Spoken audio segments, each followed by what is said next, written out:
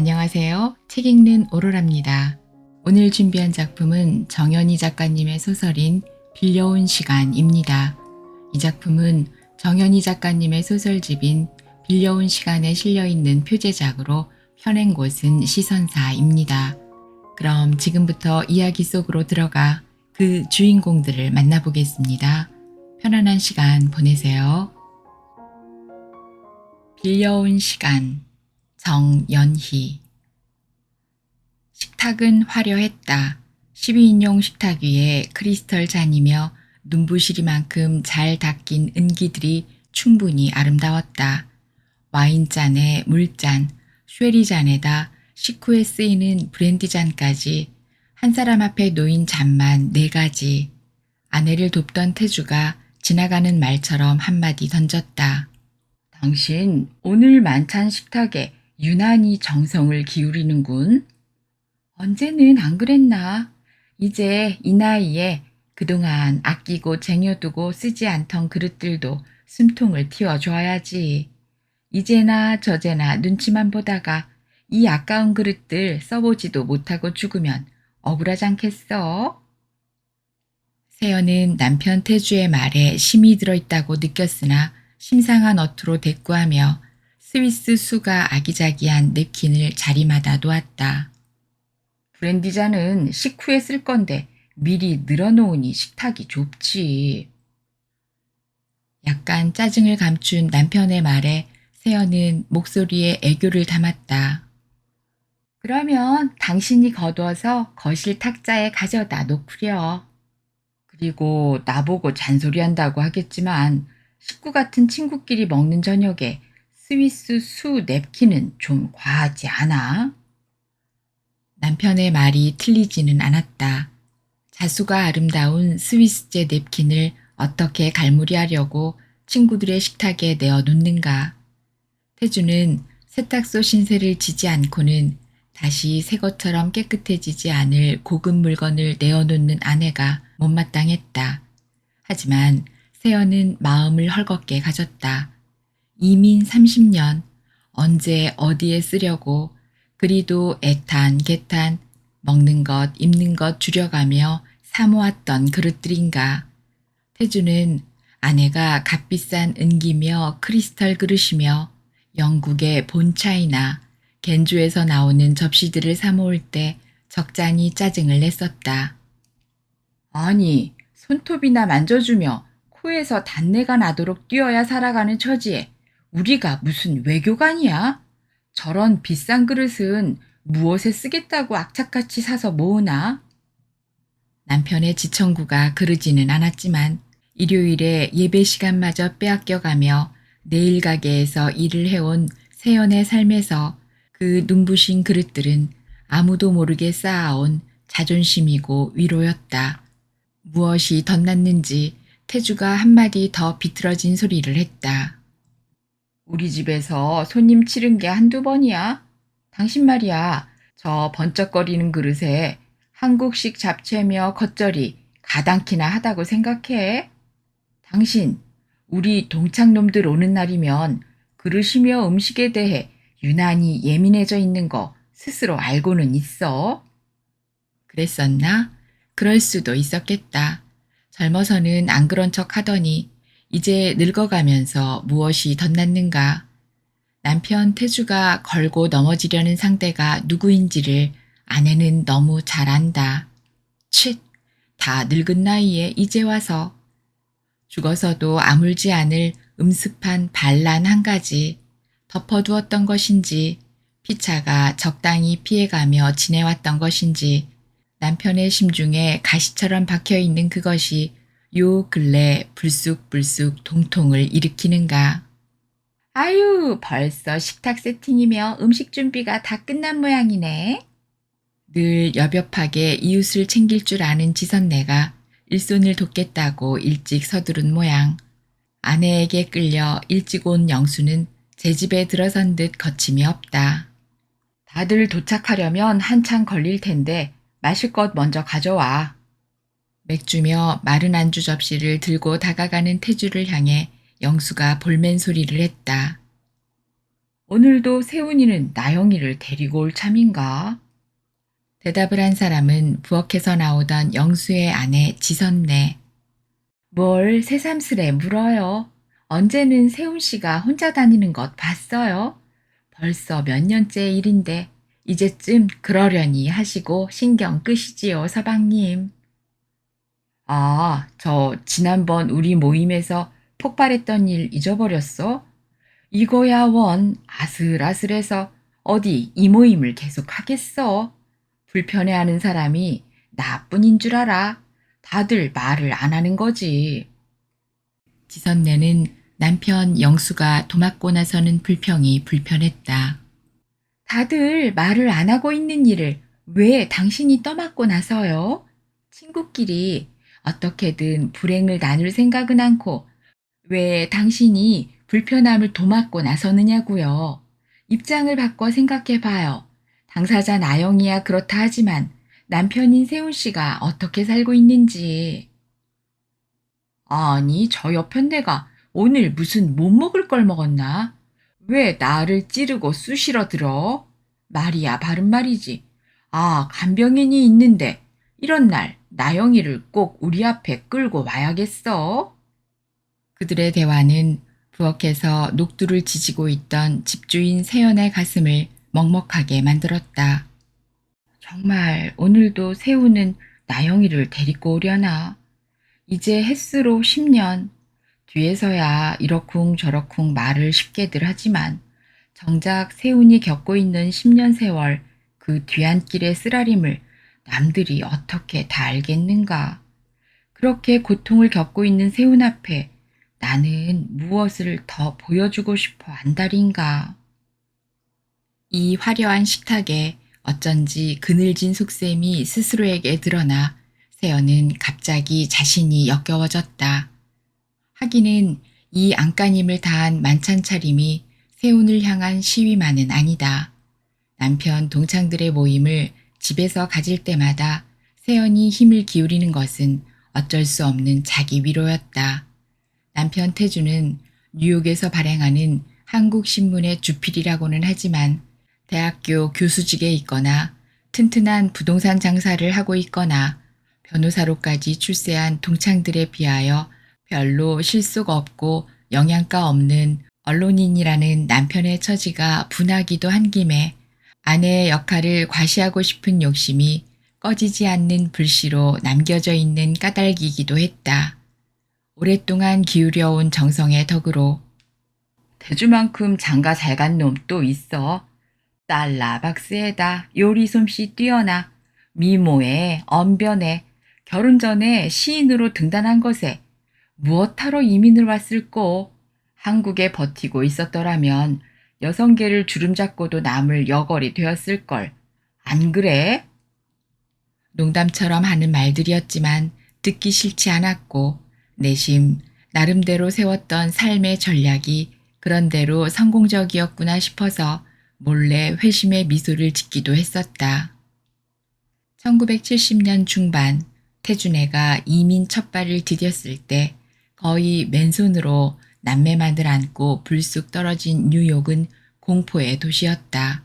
시부모 돌아가신 후 별로 재산이랄 것도 없는 것을 두고 형제간에 불화가 이어지던 것을 참지 못하고 태주는 홧김에 누구 한 사람 기댈 데 없던 뉴욕으로 훌쩍 날아들었다.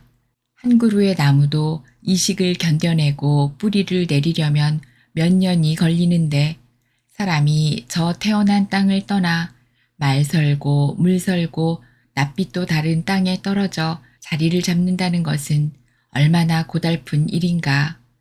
태주의 친구들이 태주의 아내 세연에게 달러박스라고 부르는 것은 네일가게 종업원에서 맨해튼 번화가를 주름잡는 네일가게의 주인이 된 억척 아내를 두고 붙인 별명이다. 선진국으로 이민만 가면 금시 발복하는 줄 알던 70년대 중반 세계의 달러가 몰려드는 곳 뉴욕, 다국적 기업이 버티고 있는 뉴욕, 세계의 정보 중심지 뉴욕, 세계의 심장부라고 부르는 뉴욕, 야망만 있으면 무엇이든 손에 넣는다는 뉴욕, 그곳에 닿기만 하면 당장 살 길이 열려주리라 믿고 엎어진 뉴욕.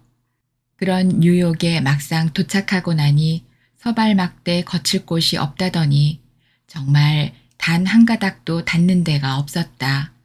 태주는 운동화를 거리에 늘어놓고 파는 패들러로 나섰고 세연은 고등학교 선배가 운영하는 네일가게의 종업원으로 들어갔다. 그것도 도착 즉시 이루어진 일이 아니었다.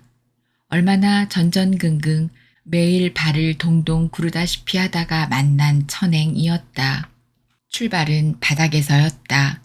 어떻던 남편은 잡지사 편집장이었고 아내는 시인으로 등단한 것이 아무짝에 쓰일 데 없는 휴지 쪽이 된 현실.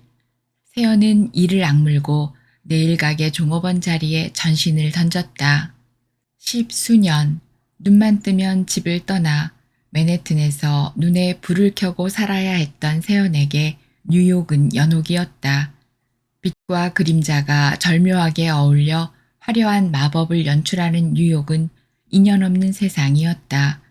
하늘을 찌를 듯이 치솟은 마천루, 으리으리한 백화점, 무엇이든지 접수하여 부를 축적하려는 인간들의 열기, 세계에서 가장 다양하고 복잡한 도시, 활력이 넘쳐 흐르는 눈부신 도시라며 각양각색의 인간들이 연출해내는 볼거리는 그네에게는 전혀 무의미했다. 그네에게 맨해튼은 그랜드 캐니언을 빗대어 놓은 회색의 시멘트 캐니언에 불과했다. 가게 주인 선배는 세연에게 험한 일을 맡기지 않았다. 세연의 성품을 잘 알고 있던 선배는 세연에게 지배인이 되어 가게 살림을 맡으라고 했지만 세연은 가게 살림을 돌보면서 악착같이 손톱 다듬는 일을 해냈다. 처음 얼마 동안 얼룩진 매니큐어를 닦아내는 아세톤이 주원료인 네일 리무버의 화공약품 냄새로 두통을 앓으면서도 그네는 자기 손님 관리를 철저하게 했다. 언제부터 여자들이 손톱을 기르고 손톱에 갖가지 색칠 매니큐어를 바르고 그것도 한 주일이 멀다 하고 부산스레 예약해가며 손톱 치장을 했는가. 매니큐어가 생긴 것은 살림에 몸을 쪼개가며 살던 유럽의 주부들이 손톱 밑에 베는 때를 감추느라고 시작되었다는 설이 있는데 이제는 사치의 극을 치닫는 손톱 문화를 이루고 있는 것도 아니고 온 세태 중 하나였지만 세연은 그중 먼저 출근해 가게 문을 열고 예약을 정리하고 종업원을 갈무리해 나갔다. 눈만 뜨면 달려나가 전철을 타고 달리고 달렸고 밤이면 파김치가 되어 기어 들어오다시피 하는 나날을 살았다. 더러 여행객으로 찾아오는 친척이나 친구들은 그네를 대단한 뉴요커로 믿고 온갖 요구를 다했다. 어찌어찌 시간을 만들어 맨해튼 남쪽 배터리 공원을 출발하여 자유의 여신상, 가버너 섬, 앨리스 섬 등을 경유하는 유람선을 타는 것은 막연한 미래를 예약하는 품앗이 같은 일이었다. 관광객들이 감탄하는 뉴욕의 스카이라인, 창조주도 혀를 내어 두른다는 맨해튼의 눈부신 야경, 미국이 자랑하는 메트로폴리탄 미술관을 안내할 때 그렇게 좋아하던 르누아르, 드가, 세잔, 피카소에다 눈도 주지 않고 지나쳤다. 그 어떤 그림 앞에서도 걸음을 멈추지 않았다. 그 무엇 앞에서도 지금은 아니다. 지금은 아니다. 독한 마음을 다지면서 외면하고 지나쳤다. 그네의 단골 고객은 날로 늘어났고 일정한 주급 외에 고객들이 주는 팁이 적지 않았다. 한국에서는 통상 매니큐어라고 하고 뉴욕 네일 가게에서는 네일 팔리쉬라고 하는 매니큐어 색상을 고르는데 누구보다 정확하고 빨라서 고객들이 세연을 주로 찾았다. 그네는 네일 일에만 선수가 아니었다. 기름 부자 나라 중동에서 몰려오는 공주들의 털뽑기에도 그네를 따라갈 종업원이 없었다. 사우디아라비아, 터키, 리비아, 아랍에미레이트 등 중동 공주들의 털뽑기는 보통 기술 가지고는 어림없는 작업이다. 중동 여성들의 몸에는 동양 여자들의 솜털보다 굵은 갈색 털이 전신에 부수수하다. 대개 영국에서 고등교육을 받은 공주들은 그 지천인 돈을 쓰느라고 뉴욕을 자주 찾는다. 자기 나라의 전통 의상을 입을 일이 없는 그 여자들은 팔이며 다리를 뒤덮은 털만을 뽑기 위해서도 정기적으로 뉴욕을 찾는다. 그 여자들은 동양 여자들의 매끈한 팔이며 다리를 홀린 듯이 부러워한다. 공주들은 뉴욕에서도 가장 호화로운 고급 호텔을 정해놓고 묵는다. 그리고 도착 다음 날 털부터 뽑기가 우선이다. 네일 팔리쉬에 비하여 고도의 기술을 요하는 털 뽑기에 세연은 단연 앞장이었다. 털을 뽑으려면 왁스를 바르고 그 위에 호청 같은 천을 덮고 왁스가 굳은 뒤에 뜯어내는 작업이지만 간단치는 않다. 꿀 같은 왁스를 우선 녹여야만 살갗 위에 바르기가 수월하다. 왁스를 녹이는 전기 기계로 왁스를 적당히 녹이면 조청처럼 부드러워지고 그것을 털의 결을 따라 왁스 스틱으로 찍어 아주 얇게 펴 발라야 한다. 손가락 2마디 혹은 손가락 길이만큼 조금씩 아주 세밀하게 왁스를 바르고 면 호청 같은 천을 팽팽하게 덮은 뒤에 살갗 위에서 왁스가 굳을 만큼 그 천 위를 골고루 박박 밀어서 밀착시켜 털이 잘 붙게 만들어야 한다. 무릎 아래 긴 다리는 20분에서 30분, 거웃이 무시무시할 만큼 시커먼 그 여자들의 가랑이 근처 털을 뽑는 일은 예민하기 그지없는 일이다. 핫 비키니, 비키니 라인이라고 부르는 불두덩 근처만 남겨놓고 털을 말끔하게 뽑는 일은 피차에게 아슬아슬한 일이었다. 인간의 머리털이나 몸에 나는 털은 얼른 보아 아주 가늘고 가늘어 보이지만 털이란 털은 큐티클층이라고 불리는 비늘 모양의 결을 이루고 있다. 머릿결이 반짝반짝 빛나게 만들어주는 것도 큐티클층이 이루어주는 아름다움이며 늙어가면서 머리가 부스스해져 윤기가 없어지는 것은 털에서 큐티클층이 줄어들기 때문이다. 중동 공주들의 털은 유난히 반짝거린다. 머릿결뿐 아니라 몸에 난 털도 눈부시게 반짝거리는 것을 보면 그 종족의 털에는 큐티클층이 다른 종족에 비해 훨씬 촘촘한 모양. 중동 공주들의 몸에서 털을 뽑는 작업은 그 큐티클층을 잘 다스려 꼼꼼하게 접착제로 붙여 잡아떼는 일이다. 모든 과정을 거쳐 마지막 단계에서 털을 뽑을 때는 털의 결을 따라 바른 왁스 위에 씌었던 옥양목 같은 천을 단번에 확 잡아떼는 고도의 기술을 필요로 한다. 천을 잡아뗄 때 덜어는 털이 뽑힌 모공에서 피가 팍팍 튀어오르는 괴기스러움을 겪을 때도 적지 않지만 털뽑기에서 받는 팁은 네일 정도로 받는 팁하고는 격이 달랐다. 세연의 털뽑기 단골들은 주로 뉴욕에서도 손꼽히는 고급 호텔인 월돌프 아스토리아 호텔에 묵는다. 공주는 끌끌한 여비서를 대동하고 예약이며 수고비를 지불하는 일 등 일습을 비서에게 맡긴다. 공주의 영어는 영국 발음으로 정통 영어에 통달했고 비서도 공주 못지않게 세련되고 눈치 빠르며 날렵했다.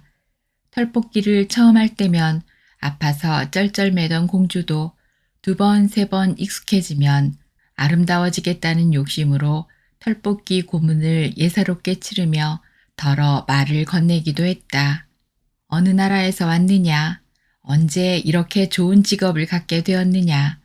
동양 여성들의 피부는 어쩌면 그렇게 매끄러우냐? 당신네들은 이렇게 털을 뽑는 고통을 치르지 않아도 좋으니 알라의 은혜가 틀림없는 것 같다. 동양 여성의 피부를 부러워하며 호기심을 갖고 말을 걸기는 해도 공주의 타고난 위엄은 출장으로 불려온 기술자를 시녀처럼 여겼고 그 값으로 공주들은 팁의 고하를 따지는 법이 없었다. 1990년 초 전신의 털을 골고루 뽑아주면 500불, 팔과 다리는 130불 정도였지만 세연이 받는 팁은 보통 500불이었다. 물론 팁으로 받은 돈은 일단 가게 주인에게 건네지지만 가게 주인인 선배는 야박하게 굴지 않고 거의 세연에게 되돌려주고는 했기에 세연은 털뽑기 출장을 마다하지 않았다. 조수역을 맡는 아랫사람을 한 사람 데리고 가지만 세연의 빠른 계산은 언제나 공주들이 따지지 않고 주는 팁에 있었다. 영국에서 영문학을 전공했다는 흑요석 같은 눈에 시원한 이마, 여물고 탄력 있는 입술을 가진 그중 미모의 20대 공주는 말이 없었다. 털을 뽑는 동안 번번이 패션 잡지나 보그 잡지를 뒤적이거나 백화점 카탈로그를 뒤적이며 상대방에게 눈 한 번 주는 일이 없었다. 비서는 공주가 목면천을 붙이고 시간이 되기를 기다리는 동안 세연에게 속삭였다. 공주님은 옥스퍼드에서 영문학을 전공했고 시낭송을 멋지게 해서 유명해진 분이에요.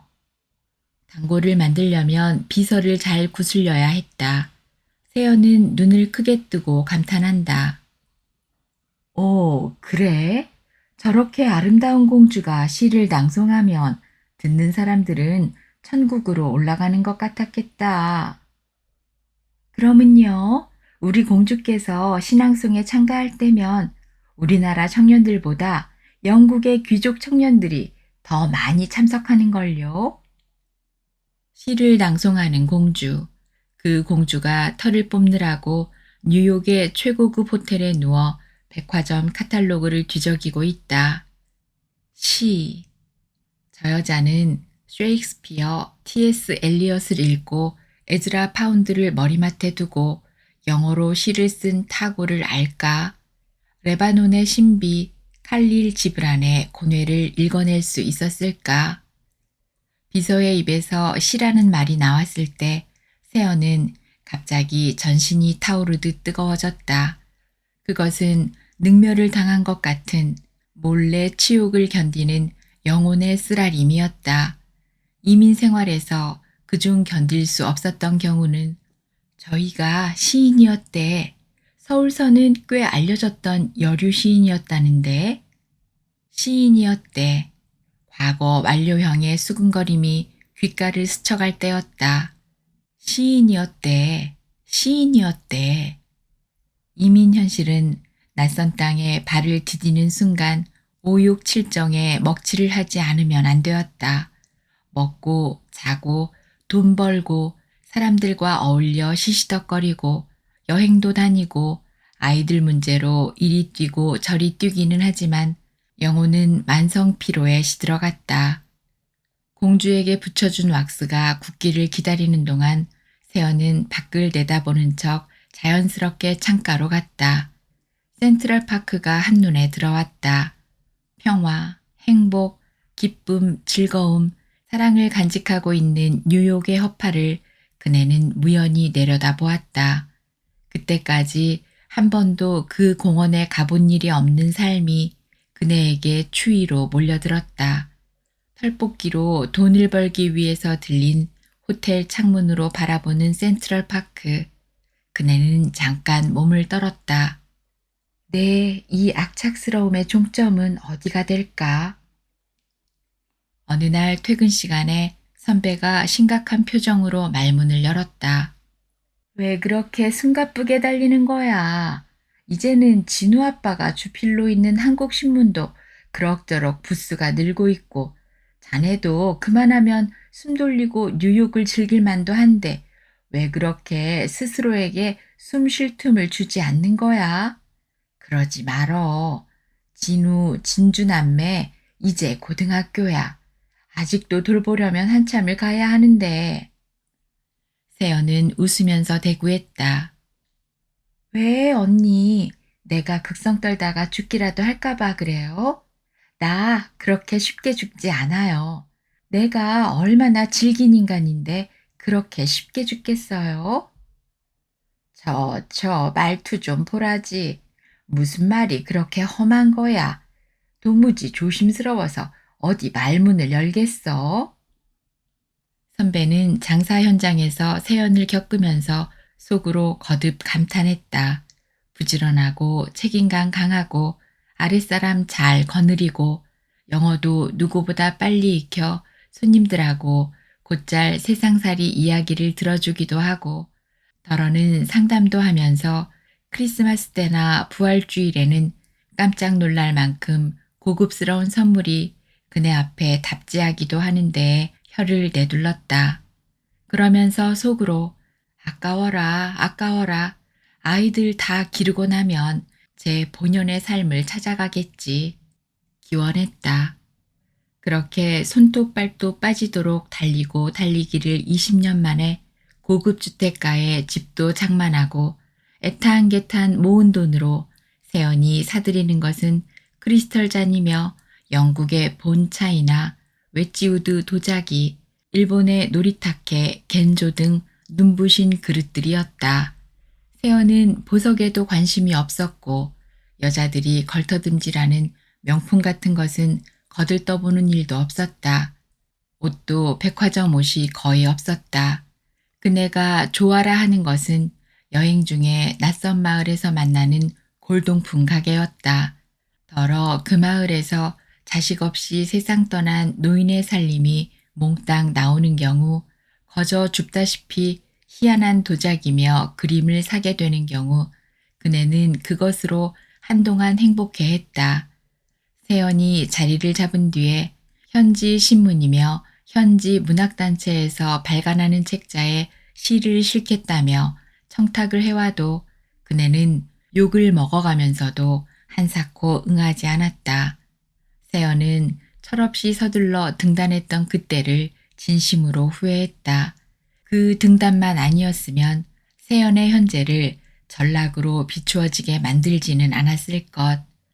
시인이었대. 그 과거가 누구도 모르는 상처로 남겨지다니. 그네는 그 상처를 지울 수 있는 지우개로 돈을 택했다. 시간 전에 친구들이 모여들었다. 아직 오지 않은 모양이지. 중학교 때부터 트럼펫을 불었고 또 말수가 많아서 평생 나팔이라는 별명이 붙어 다니는 양태정이 들어서면서 걸걸하게 묻는 그 말은 세운내가 아직 오지 않았느냐는 뜻이었다. 그 분위기로는 세운내가 도착하기 전에 불편한 신기를 다 털어놓자는 심산이라는 것을 그 집 주부는 이미 알고 있었다. 언제부터 이들 모임에서 세운내가 이토록 반갑자는 내외가 되었는지도. 오늘도 또 나타나서 우리 속을 다 뒤집어 놓는 거 아닐까? 오늘은 주말도 아니니 간병인한테 맡겨놓고 오면 좋으련만.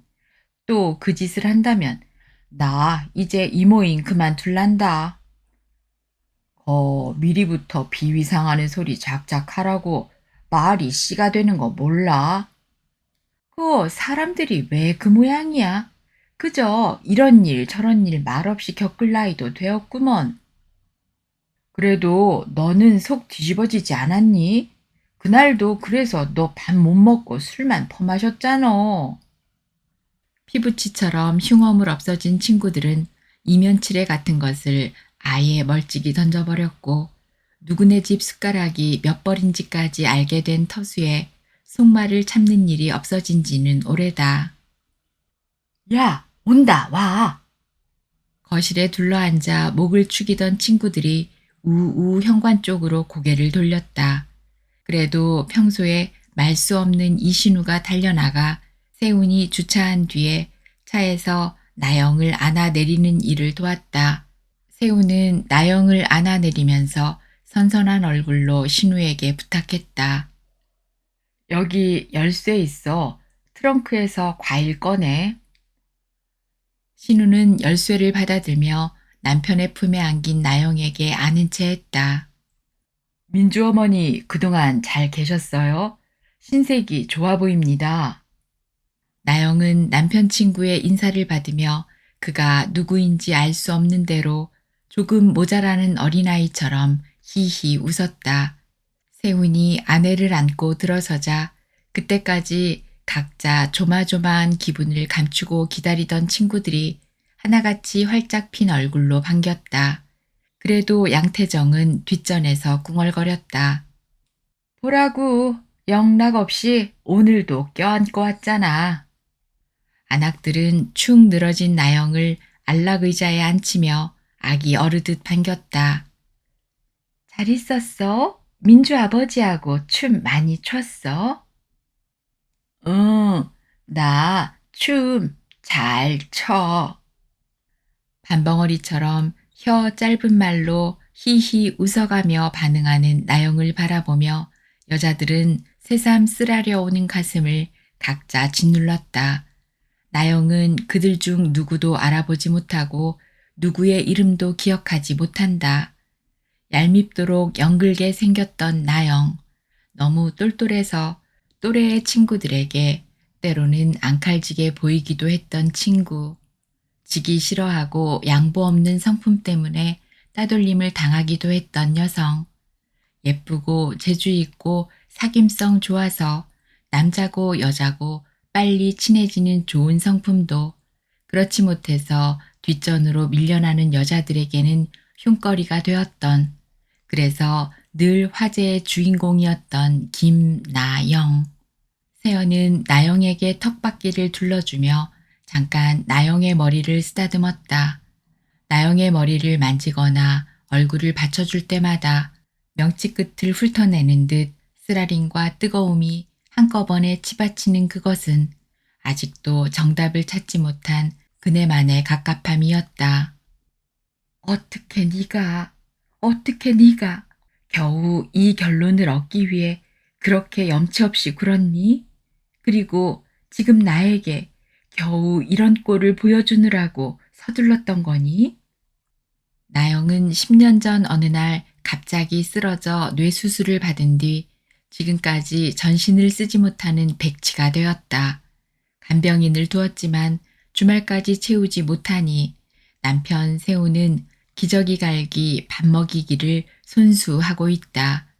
나영이 유일하게 움직이는 것은 남편을 붙잡고 남편에게 안겨 그 발등에 두 발을 올려놓고 춤을 추는 일이다.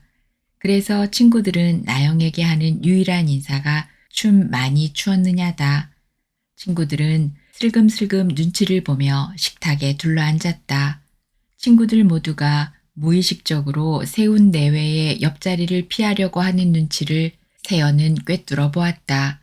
어째서 세훈은 이런 분위기를 알만도 하련만 번번이 아내를 끌고 오는 것인지 평생 누구를 무슨 일로도 거슬리는 법이 없는 세훈이 번번이 아내를 끌어안고 오는 일만은 친구 중 누구도 이해하지 못하는 행태였다.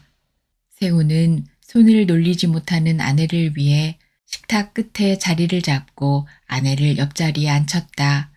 잡채와 표고버섯 부침은 식탁 가운데 놓이고 연한 배추에 브로콜리와 당근, 호박과 청경채를 섞어 만든 겉절이 그릇이 골고루 돌아갔다. 전체와 함께 녹두지짐을 내고 양식의 스테이크 대신 적당한 양념으로 구워내는 너비아니는 그 집 주부의 솜씨를 따라갈 여자가 없었다. 술잔을 기울여가며 왁자하게 각자 음식을 즐기면서도 그중 몇몇 친구의 신경줄은 세운 내외에게 엉켜 있었다. 그중에 양태정은 자기 앞에 오는 음식을 먹기보다 세운내 쪽을 흘금흘금 보느라고 바빴다. 그러다가 덜어 거의 들리지 않을 소리로 투덜거리기도 했다. 저거, 아니 세운이 저놈 마누라한테 왜 저렇게 많이 퍼먹이는 거야? 사흘 굶은 인간들 같잖아. 저거 저러다가. 그러게 말이야. 저나 먹지. 몸을 움직이지도 못하는 사람한테 어쩌자고 저렇게 꾸겨 넣어주지. 일부러 더 하는 것 같은데. 무슨 심통이야? 그들의 염려가 지나치지 않다 싶을 만큼 세우는 자기가 먹기보다 아내에게 음식을 열심히 먹이고 있었다. 먼저 먹여놓은 뒤에 느긋하게 음식을 즐기려는 속셈인 듯 했지만 먹이는 속도가 세연에게도 아슬아슬하게 느껴졌다. 나영은 힘을 웃으면서 음식을 덕금덕금 받아 먹었다.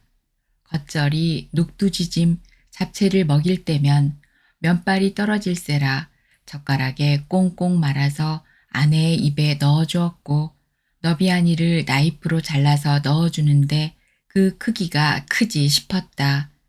나영은 남편이 포도주 잔을 데워주면 포도주를 꿀꺽꿀꺽 마셨고 물도 시원하게 마셔댔다. 손가락 하나 까딱 못하는 나영이 음식만은 꾸역꾸역 잘도 먹는 것이 다소 역겹게 느껴질 만큼 나영은 개걸스레 먹어댔다. 나영에게 계속 포도주를 먹이는 세운을 눈여겨보는 태주도 잠깐 미간을 찌푸렸다. 그렇게 한동안이 지나자 속으로 궁시렁거려가며 위태위태한 것을 감시하던 친구들도 그때쯤에는 한시름 놓고 막자하게 목소리를 높여 옛날 학창 때 이야기, 담임선생, 교련선생 별명을 불러가며 신이야 넋이야 떠드는데 앞불싸 미처 숨 돌릴 사이도 없었다. 식탁 끝에 앉아있던 나영이 울컥하더니 그때까지 먹은 것을 식탁 위로 분수처럼 뿜어댔다. 앉은 채 토하는데 굵은 파이프에서 오물이 터져나오듯 놀랄 만큼 많은 양의 토사물이 식탁 위로 터져나갔다. 호화로운 은기, 꽃무늬의 접시들, 크리스털 물잔이며 술잔 위로 나영의 입에서 폭발한 폭발물이 골고루 뒤집어 씌워졌다. 시간이 멎었다. 얼어붙었다.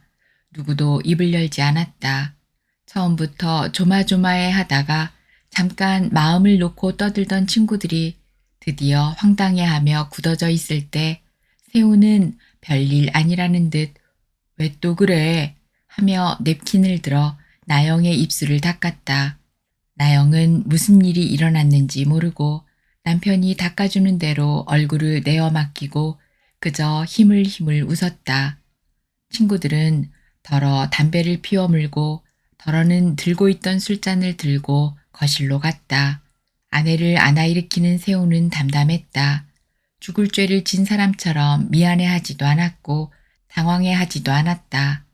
일상적으로 겪는 일을 처리하듯 아내를 일으켜 세웠다. 그래도 착하고 부지런한 지선내가 나영을 데리고 나가는 세운의 뒤를 따라가며 신발도 찾아주고 현관문도 열어주었다. 세운은 아내를 차에 앉혀놓고 돌아와서 식탁에 오물을 치우려 했다.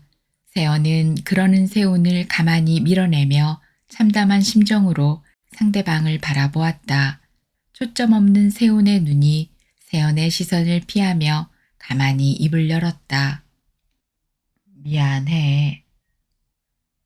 나영이 데리고 집으로 가요. 남편 태주가 세운을 배웅하러 나간 뒤 세연은 더럽혀진 식탁을 망연하게 지켜보았다. 눈부시고 화려한 그릇들 위에 뒤덮인 토사물, 지금까지 감추어온 자신의 속내에다 뒤집어 씌운 오물, 눈부시고 화려한 그릇들과 정성 들여 장만한 만찬 음식들에 대한 모욕이 아니라 세연 자신의 내면이 고스란히 널브러진 현장이었다. 그네는 자신의 실체를 노려보듯 두 손 놓고 식탁을 오래도록 노려보았다. 남편들을 따라 무서운 것을 피해가듯 작은 거실로 달아났던 여자들이 부엌에서 고무장갑을 끼고 달려들었다. 덜어는 코를 막고 덜어는 눈을 감고 토사물을 치웠다. 식탁이 어지간히 정리가 되었다 싶었는지 남자들이 우줄우줄 기어 나왔다. 거 보라고 내가 뭘 했어. 벌써 몇 번째야. 설마 하면서 계속 초대하니까 이 꼴이잖아. 아무래도 저 자식 무슨 속셈이 따로 있는 거야. 한 번 그랬으면 다시는 데리고 오지 말았어야지. 이게 몇 번째야. 정말 저 친구 왜 저래? 저렇지 않던 인간 아니야. 이번이 벌써 몇 번째야. 한두 번 겪었으면 데리고 다니지 말아야지. 움직이지 못하는 여편네한테 우격우격 음식을 쑤셔넣더니 그이에 깽판 치고 가잖아. 일부러 그러는 거 아니야? 글쎄, 미우나 고우나 멀쩡하게 내외끼리 살아가는 우리한테 엿먹이는 거 아니야? 아니면 나는 이렇게 속죄하고 있다고 시위를 하는 거든지. 한참 동안 말없이 술잔만 기울이던 주인 태주가 무겁게 입을 열었다. 세훈이 그런 놈 아니야. 우리가 그 속을 어떻게 알겠어. 그냥 딱하고 불쌍하게 봐주라. 이렇게 해놓고 돌아가는 저 속인들 오죽하겠니? 한동안 이어지던 침묵을 양태정이 깨부셨다. 세훈이 그런 놈 아니라고? 그런 놈 아니었지. 이민 성공자로 우리 중에 돈이 제일 많아. 자식 농사 잘 지어. 지금도 매일매일 돈을 구루마로 끌어들일 만큼 부자애다. 그놈 소유의 별장은 또 어떻고? 사실 우리 가운데 저놈 너무 잘 사는 거에 배 안 아픈 놈이 있었어. 그렇게 세상 천하의 당당한 조건을 갖추고 살다가 마누라가 저렇게 되니 심사가 뒤틀릴 만도 하지. 그러니 사람이 변할 수도 있는 거 아니겠어? 그만하지. 우리가 13살 중학교 때 만나 이제까지 비벼대고 살았는데 세훈이가 어떤 놈인지 모른다면 너무 가혹한 거 아니니? 태주가 더는 말을 이어가지 못하게 했다. 아버지가 납북된 일 외에 그 무엇도 세훈의 삶을 걸고 들어오는 것은 없었다. 6.25 때 소학교 2학년, 아버지가 납북된 뒤로 홀어머니 밑에서 동생 셋을 거느리고 가장의 역할을 하면서도 그는 구겨진 데 없이 성장했다. 귀티나는 용모에 훤출한 키가 다른 학급생들을 압도했지만 공부도 잘했고 남을 거슬리는 일이 없어 선생이고 친구고 모두를 편케 하는 친구였다. 환경이 결코 좋다고 할 수 없는 처지에서 학교를 다니면서도 그는 구차해 보이는 구석이 조금도 없었다. 학급 깡패가 덜어 있었지만 세훈에게 시비를 거는 일은 거의 없었다. 그는 힘 앞에서 비굴하게 구는 일도 없었고 공연한 트집거리에 걸려들어도 잘 구슬려 지나갔다. 또래들은 그가 지닌 위험이 무엇에서 비롯되는 것인지 알 수 없었지만 탓하지 않았다. 그에게는 타고난 순리가 몸에 배어 있었다. 얻어 터져도 짓밟혀도 얻어 터진 그 자리에 짓밟혀 넘어진 그 자리에도 삶이 이어지고 있다는 믿음을 가진 듯 어떤 경우에도 구겨지는 일이 없었다. 다만 친구들 모두를 경악하게 만든 것은 나영의 임신 사실과 그들의 전격적인 결혼이었다. 그리고 서둘러 이민을 떠난 처사였다. 그놈 실력으로 제 나라에서 넉넉하게 먹고 살 텐데 왜 굳이 이민을 가는 건지. 하지만 몇몇 친구들의 뒷말은 달랐다. 그 자식 세연을 피해 떠나는 거야. 저도 사람인데 세연이하고 같은 하늘 아래 사는 것이 불편했겠지. 뭐 세연이하고 그렇게 깊은 연애를 한 것도 아니라잖아. 모르는 소리 하지 마. 그 자식이 정말 아끼는 여자는 세연이었어. 글쎄, 황세연이 워낙 새침하고 깔끔하니까 남들한테 눈치채이지 않은 건지는 모르지만 나영이 그게 앙큼하고 깜찍하지. 그렇게 친하던 세연과 세훈의 사이를 누구보다 잘 알고 있었을 텐데 세훈을 그렇게 가로채다니. 그러게 여자의 속은 알 수 없다니까. 세연이하고 나영이는 여학교 때부터 대학까지 붙어 다닌 사이 아니야? 세훈이 그 자식이 좀 열이잖아. 똑똑해 보이면서도 때로는 어리버리한 놈이거든. 어영부영 하다가 나영이의 태클에 넘어간 거겠지. 야, 야, 어떻던 세훈이 그놈이 이민을 간다니까 어쩐지 허전하다, 야. 자식, 그렇게 훌훌 털고 가버린다니까 어쩐지 배신감마저 느껴지지 않니? 친구들은 허전해했다. 세훈은 어느 자리에서도 주인공은 아니었다. 어떤 일에도 출반주를 하는 일 없이 뒷전에서 지켜보기만 하는 인간형인데도 그가 그들의 곁을 떠났다는 사실을 두고 친구들은 허전해했다. 세훈과 나영이 서울을 떠나 뉴욕으로 간 뒤 또래들을 더욱 놀라게 만든 것은 태주와 세연의 결혼이었다. 중고등학교 6년을 세훈과 함께했던 태주가 그렇게 시끌시끌한 뒷말을 쓸어덮고 세연을 아내로 맞은 일은 모두를 어리둥절하게 만들기도 했으면서 한편 태주다운 저력에 혀를 둘렀다. 과격하면서 의리가 남다른 태주는 남의 시비 도맡기를 잘했고 어느 자리에서나 주인공이었다. 웅변 장문에서 뛰어났고 관악기를 다루는 솜씨며 야구팀에서의 활약에다 깡패 두목이기도 했다. 골격은 가는 편이었지만 미남형에다 단기가 남달라 아래 것들로 거느리는 숫자가 만만찮았다. 그런 기질의 태주가 세연을 아내로 맞았다는 일은 한동안 뒷공론 시끄러운 화제를 만들어냈다. 태주가 보통 놈이냐? 세연을 찍었을 때는 나름대로 확신이 있었던 거야. 세연의 성격을 누구보다 꿰고 있었을걸? 그래도 태주의 성질에 세훈의 폐기물을 안아들인다는 건 아무래도 자식, 세연이 폐기물이 아니라는 걸 태주는 믿고 있는 거야. 세연이라는 여자가 호락호락하지도 않고 또 버림받을 여자도 아니잖아. 아닌 말로 너 같으면 세연이 네 앞으로 간다면 얼씨구나 하지 않았겠니? 하긴 태주는 세연의 주가를 잘 알고 있었겠지. 그들 두 쌍의 이야기는 세월이 지나면서 젊어 한때의 향수로 남겨졌을 뿐 이제 머리에 백발이 성성해지는 날에 이르러 누구 모두가 늘 그립고 반가운 얼굴일 뿐이었다. 세훈은 뉴욕 도착 얼마 후 맨해튼에서 큼직한 세탁소를 인수했다. 주로 맨해튼에 소재한 인류 호텔의 소모품에서부터 손님들의 세탁물을 도맡아 해서 거의 기업에 해당하는 세탁소였다. 얼마 후 기업형 세탁소는 세계로 불어났고 세훈네는 이민사회에서 우뚝 올라선 부자가 되었다.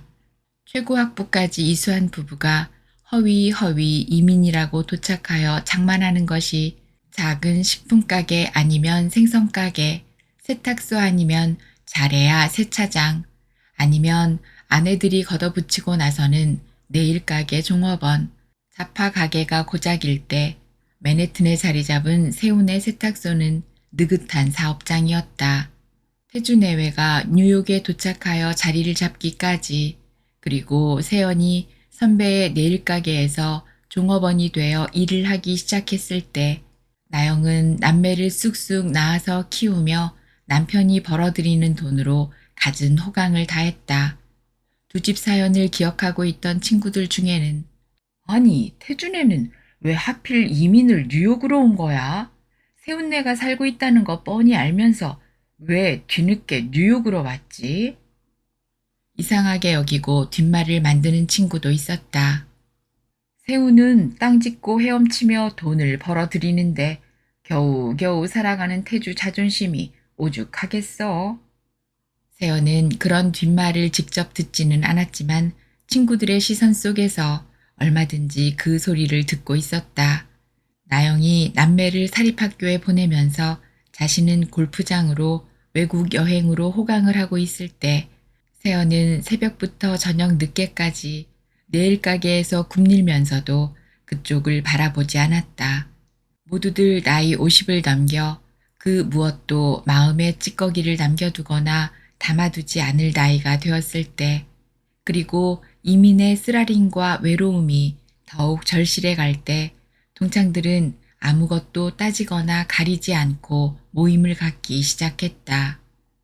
세연과 나영이 신촌 Y대학 영문과에 입학했을 때 세훈은 같은 학과 3학년, 그 학교 문과대학 남학생들 사이에서는 영문과에 입학한 두 여학생이 화제였다.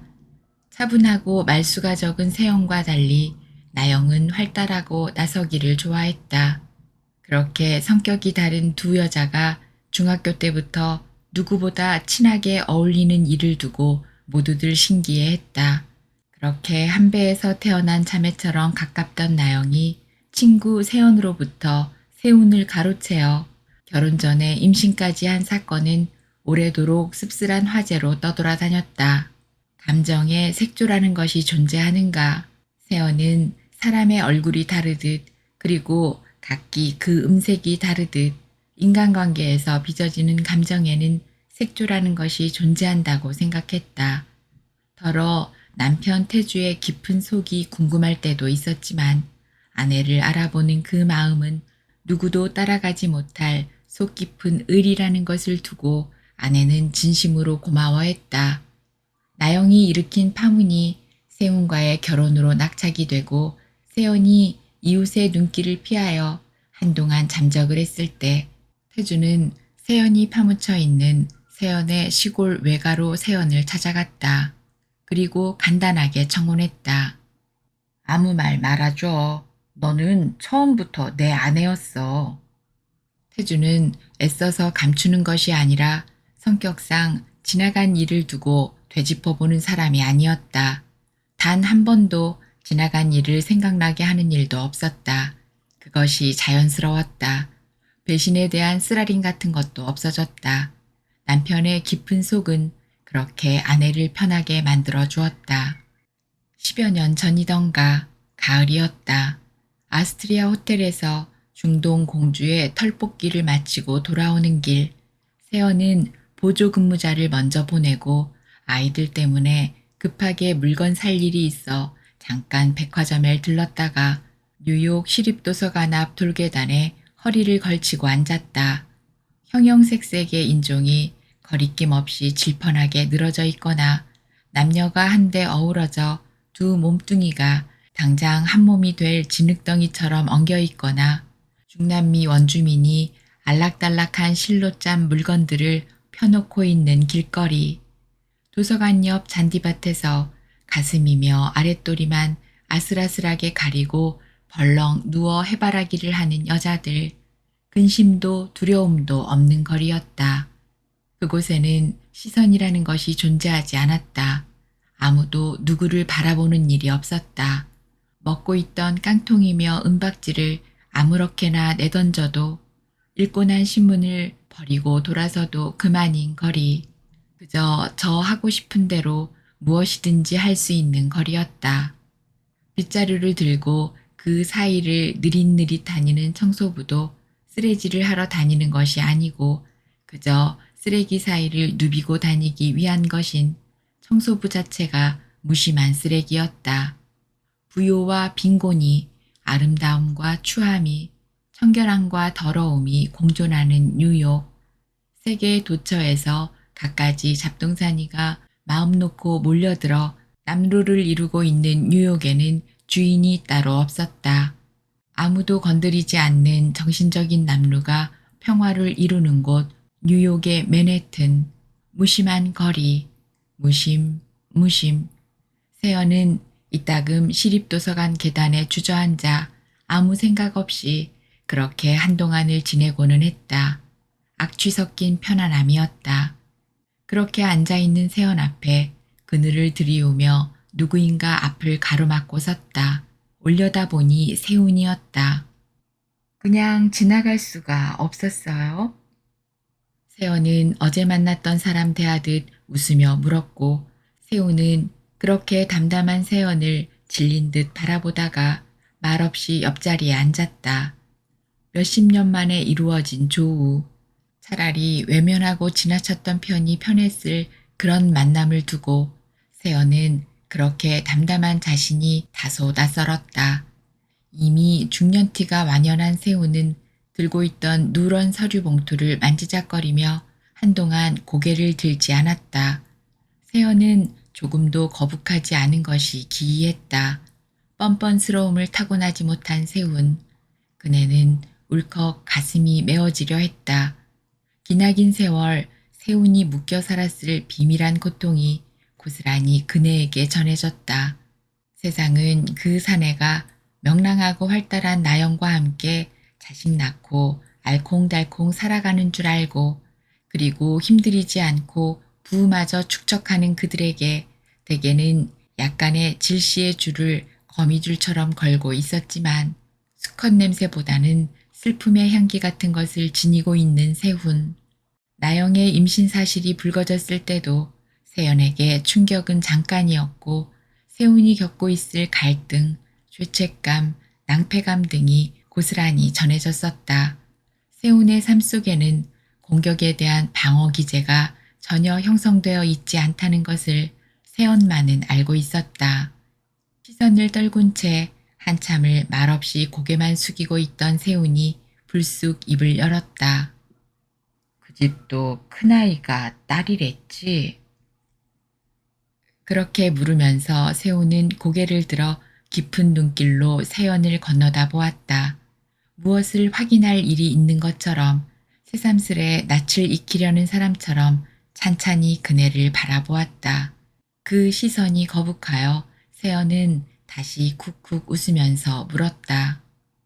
그 집도 라면 세훈 씨네 큰아이도 딸이라는 말이네. 그렇게 대답을 하면서도 세훈은 그네를 계속해서 뚫어지게 바라보면서 무언가 말을 하려다가 어렵게 삼키고 마는 눈치였다. 그리고 다시 고개를 숙이고 잘 알아듣지 못할 만큼 가라앉은 목소리로 웅얼거리듯 말했다. 그 집 딸아이가 아주 미인이라대. 아들도 대단한 공부꾼이라고 들었어. 세연은 다시 쿡 웃었다. 할 말이 그것밖에 없었어요. 싱겁긴 그 말을 속으로 삼키며 그네가 웃었다. 서류 봉투 들고 다니는 것 보니까 세탁소 주인 같지 않네. 리얼 에스테이트 사무실을 들려 나오는 길이거든. 별장을... 세훈은 그렇게 별장을 장만했다는 운을 떼다가 훔칠 말을 삼켰다. 세연은 세훈이 별장까지 장만했다는 것을 알아챘다. 그런데 그렇게 거침없이 달려가는 세훈이 어쩐지 아슬아슬하게 느껴지는 것은 무슨 까닭이었을까. 아니 인생살이에서 승승장구는 그것 자체가 옐로우 카드 같다는 생각을 늘 껴안고 있는 세연은 세훈의 거침없는 다름질이 어쩐지 깨름했다. 한동안 말없이 고개를 숙이고 있던 세훈이 다시 무겁게 입을 열었다. 그동안은 빌려온 시간을 잘못 써가며 살았지 싶어. 세연은 만든 웃음을 크크 웃어가며 세훈의 다음 말을 막았다. 어차피 인간의 삶은 빌려온 시간 속에서 흘러가는 것 아니야. 누구는 시간을 빌리지 않고 살겠어. 갑자기 무슨... 세훈을 그 자리에서 빨리 풀어주어야 한다는 생각에서 세연은 말을 길게 하지 않았다. 길을 가다가 세연을 발견했을 때 멍청하게 앉아있던 세연을 모르는 체하고 지나쳤을 수도 있었을 세훈이 그러지 못하고 주저앉았다는 것을 그네는 잘 알았고 망감이 서린 가슴을 주체하지 못하고 숨막혀하고 있는 세훈이 가엾어서 더는 함께 있고 싶지 않았다. 바쁠 텐데 가봐요. 나는 이따금 여기서 멍청하게 앉아있는 것이 내 취미거든. 혼자 있고 싶으니까 어서 일어서요. 그러면서 세연은 세훈을 잡아 일으켜 등을 떠밀었다. 등 떠밀려 가는 세훈의 뒷모습이 초라하고 쓸쓸했다. 그렇게 무거운 발걸음을 옮기면서 세훈이 마음속으로 수없이 뒤돌아보고 있는 것을 그네는 막막하게 바라보았다. 빌려온 시간을 잘못 써가며 살았지 싶어. 이상하게 쓰라린 여운이 계속해서 세연의 가슴을 흔들었다. 그날 밤 그네는 남편에게 낮에 세훈을 만났던 일을 담담하게 이야기했다. 남편 또한 듣고만 말았을 뿐 더는 화제를 이어가지 않았다. 그리고 얼마 후 세훈네가 세븐 레이크 쪽 그린우드 레이크에 그 중에서도 가장 큰 호수 옆에 아름다운 별장을 장만했다는 소문이 그들에게까지 날아들었다. 시립도서관 앞에서 만났을 때 들고 있던 서류, 복덕방을 들려 나오는 길이라고 말했던 그 서류가 별장 장만을 위한 서류였겠구나. 북부 캐나다에서 시작된 아팔라치 산맥은 뉴욕 북쪽 파사이 카운티와 뉴욕주의 오렌지 카운티를 거쳐 남쪽으로는 조지아 아틀란타로까지 이어지는 거대한 산맥이다. 아팔라치는 거대한 몸집을 천천히 뉘어가며 흘러내려오다가 북부 뉴욕 산자락에서 한숨을 돌리며 세븐레이크 호수를 이루었다. 세븐레이크로 찾아가는 길에는 웨스트 포인트와 유명한 마운트 피터 스키장, 턱시도 스킹 에어리어가 있어 사람들의 왕래가 많은 길이기도 했다. 조지 워싱턴 브릿지에서 36마일을 더 들어간 산간의 호수는 그 깊이가 45피트에 길이가 7마일에 이르는 넓고 큰 호수였다. 녹색을 띄운 물빛이 때로는 시커멓게 먹빛을 띄울 만큼 호수는 깊었다.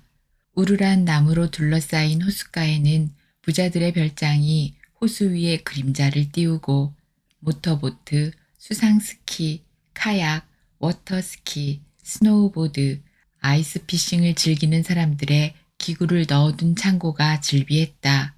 어멈한 지붕을 이룬 산맥과 깊고 깊은 빛으로 가라앉은 호수는 함부로 달려들 수 없는 경치가 아닌 외경을 불러일으킬 정도였다. 친구들이 세운의 초대를 받아들인 것은 나영이 쓰러져 다시는 회복이 불가능하다는 소문이 돌고도 한참이 지난 뒤였다. 중년을 넘어 노년에 들어선 친구들의 흉어물을 덮은 마음이 나영의 불행을 위로한다는 뜻도 있었지만 이민자들의 헐떡거림을 멀찍이 바라보며 여유만만하게 돈을 벌어들이던 세운의 불행을 확인하려는 다소 흉측한 저희도 없지는 않았다. 퀸즈에서 모여 석대의 승용차와 승합차로 떠난 친구들의 차가 조지 워싱턴 브릿지를 넘어 넘버 4 고속도로를 거쳐 세븐틴 노스로 방향을 잡고 산정의 스카이라인으로 올라서자 모두들 합창하듯 탄성을 질렀다. 완만한 하이킹 코스로 이어지는 길을 추색으로 물들인 절경은 아름다움을 넘어 슬픔을 자아냈다. 세운에 대해 각기 나름대로의 숨겨진 질투와 반감 비슷한 것을 품어온 그들에게 눈부시게 맑은 가을 하늘과 단풍 일색의 전경이 인생의 근원적인 허무감 비슷한 감상에 빠져들게 만들었다. 그들이 도착했을 때 세우는 장작을 패고 있었다. 도끼로 나무를 쪼개며 열중해 있던 그는 차 소리를 못 들었는지 주차를 끝내고 모두들 마당으로 들어섰을 때에야 화들짝 반가워했다. 어서 와. 잘 왔어. 잘 왔어. 고마워. 고마워. 친구들은 집 안으로 들어가기 전에 호수를 바라보는 발코니로 들어섰다. 발코니 밑은 그대로 충충한 물이었다. 발코니 아래 호수는 잔잔했지만 깊이를 알 수 없는 어둠이 휘휘했다. 발밑에 충충한 물을 내려다보던 순간 전율 같은 것이 세연을 휘 감았다. 세연은 머리를 흔들어 그 느낌을 털어버리고 고개를 들었다. 단풍으로 물든 산이 병풍처럼 둘려져 호수 건너 집들은 장난감처럼 작고 앙증맞아 보였다. 과연 절경이네, 절경이야. 누구인가 탄성을 질렀고 나머지는 묘하게 무거운 침묵으로 일관했다. 들어와. 시장할 텐데 점심부터 먹지. 경치는 나중에 둘러봐도 되잖아. 식후에 산책로로 안내할게. 호수 전경이 바라보이는 식당과 거실에는 더할 수 없이 알뜰하게 손님 접대 준비가 되어 있었고 거실 창 앞에는 멍한 얼굴의 나영이 바퀴의자에 앉아 있었다. 모두들 알고는 있었지만 기막힌 절경의 별장 여주인이 그렇게 앉아있는 현실에 직면하자 모두 말을 잃었다. 그리도 똑똑하고 활발해 뒷전에 밀려나는 일이 없었던 나영은 완전 폐인이 되어 아무도 알아보지 못했다. 자, 적당히 식탁에 자리를 잡지. 자, 어서. 여자들은 나영에게 다가가 손을 잡았다. 무척주 동물의 팔처럼 덜렁덜렁 매달려 있는 손을 잡아 올리자 나영은 희히 웃으며 초점 없는 눈을 굴렸다. 이럴 수가, 이럴 수가. 세연은 나영의 상체를 가만히 안았다. 속으로 나영아 불러보았다. 너는 이러면 안 되지, 나영아. 너는 이러면 안 돼. 일어나라. 제발 일어나라. 나영의 상체는 어린아이처럼 작았다. 여자들이 그 옆을 다 떠나고도 세연은 한동안 나영을 안고 있던 팔을 풀지 못했다. 세운의 빌려온 시간 속에는 이런 것이 기다리고 있었던가. 세연은 친구들을 초대한 세운에게서 처음으로 가혹한 느낌을 받았다. 어쩌자고 친구들을 불러 나영의 이런 모습을 보게 하는가. 그 저희가 무엇이라는 말인가. 친구들이 혹여 감추고 있었을는지도 모를 질투 비슷한 열패감을 이렇게 상쇄시키려 했을까. 세연에게 자신의 참혹한 모습을 보여주자는 속셈이었을까. 세운의 어디에 그렇게 독한 면이 숨어 있었을까. 누구도 거슬리지 않고 살아왔던 세운의 내심에 지금까지 몰래 키워온 이렇게 독한 것이 있었다는 말인가. 아니, 누가 도와주었기에 테이블 세팅이 이렇게 완벽해? 여성 손님 중에 누구인가 탄성을 지를 만큼 식탁은 깔끔했다. 아무도 도와주는 사람 없어요. 나영을 돌보는 동안 이제는 살림에 익숙해져서 살림 재미가 쏠쏠하거든요. 하루에 몇 번 기저귀를 갈아주고 저녁이면 씻겨야 하고 재울 때 누이고 일으키고 하는 일을 몇 년째 하다 보니 이제는 병원 간병사 자격을 따도 될 만큼 선수가 됐어요. 살림도 살아보니 재미가 붙던걸요.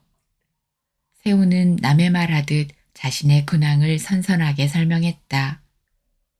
소문으로는 간병사를 쓴다고 들었는데 간병사가 오기는 해. 하지만 주말 이틀은 쉬거든. 어차피 내가 할 일인데 간병사만 의지할 수는 없거든. 세우는 부엌으로 들고 나며 익숙하게 샐러드를 나르고 드레싱을 건넸다. 샐러드를 먹던 지선네가 감탄이다. 민영아버지, 이 드레싱 무슨 드레싱인데 이렇게 맛이 있어요? 가게에서 사는 거죠, 뭐. 브리안나스 드레싱이에요. 요즘 세상에 여자들도 집에서 음식 만드는 것 안 하려 드는데 내가 무슨 수로 음식을 만들겠습니까? 식탁 위에 있는 나물도 한국 식품가게에서 사온 거고요. 김치 깍두기에 몇 가지 나물을 곁들인 데다 제각기 식성대로 구워다 주는 스테이크는 감칠맛이 있었다. 시중이 대강 끝났을 때 새우는 나영을 안고 와서 자리에 앉히고 밥을 먹였다. 그때쯤은 모두들 충격에서 어지간히 벗어나 덜어는 맥주를, 덜어는 칵테일을 마셔가며 떠들썩하게 옛날 얘기며 뉴욕 한인사회 화제에 열중했다.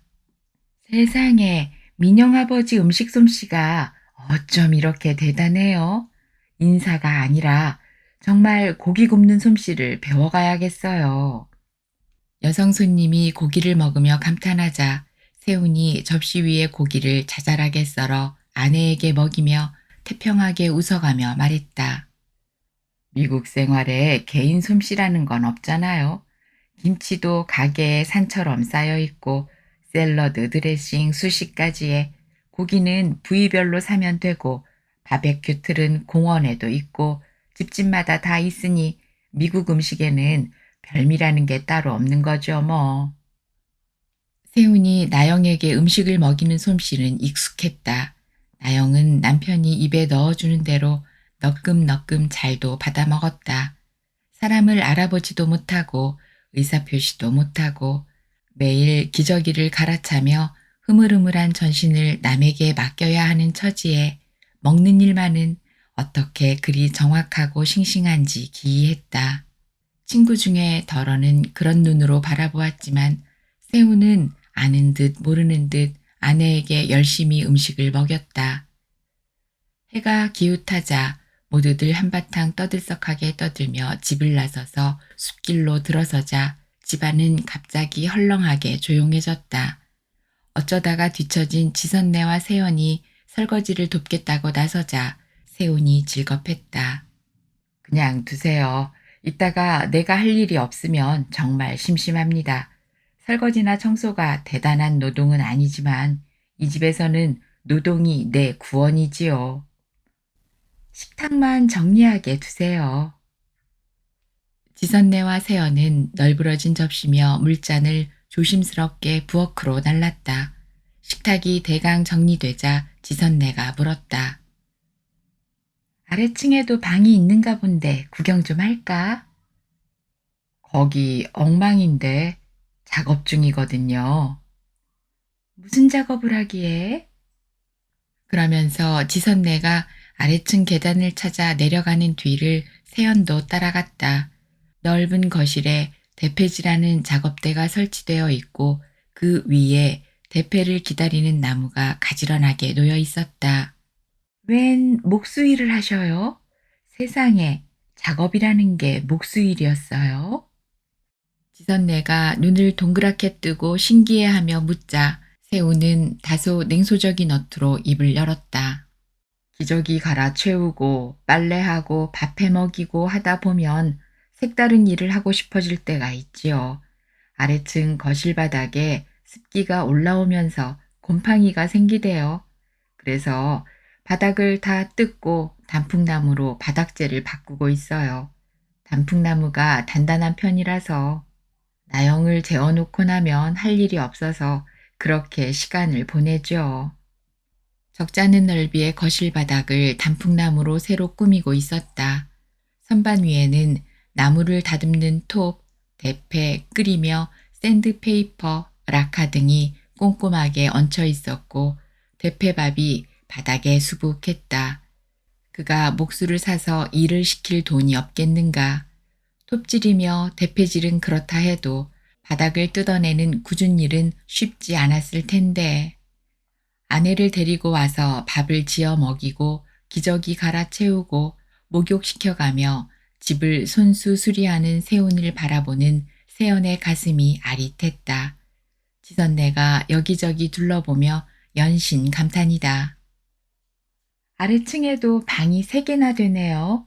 이 다음에는 모두들 여기 와서 하룻밤 묵어가도 되겠네요. 저야 대환영이지요. 얼마 안 있으면 이 일도 끝날 겁니다. 그동안 이 일을 서둘러 끝내지 않으려고 미적거렸는데 친구들이 온다면 빨리 끝내죠 뭐. 일부러 서둘지 않으셨다니요? 할 일이 없어질까 봐 그렇지요. 할 일이 없으면 왠지 더 살아야 할 이유 같은 게 없어지는 것만 같거든요. 아이고 세상에 민영아버지 무슨 그런 말씀을. 지선네는 질색을 했지만 세운의 그 말이 세연 저에게 들려주기 위해서 한 말이라는 것을 그는 알았다. 나영이를 재워놓고 한밤중에 못질을 합니다.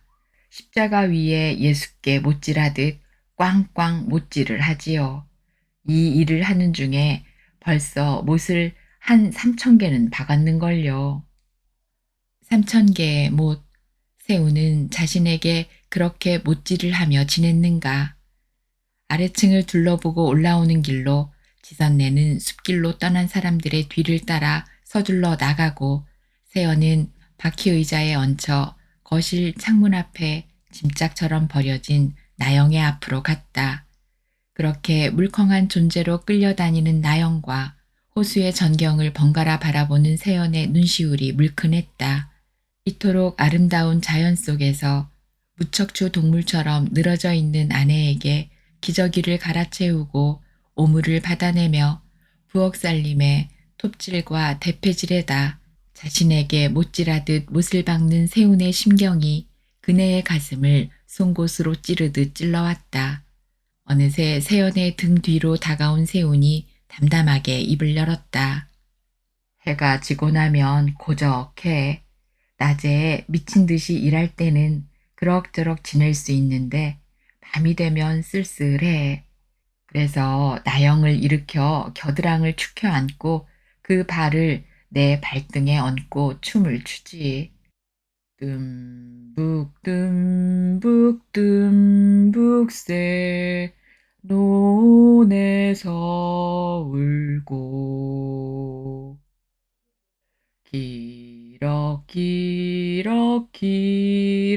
기러기러기러기 슬피 울 때에 서울 가신 오빠는 소식도 없고.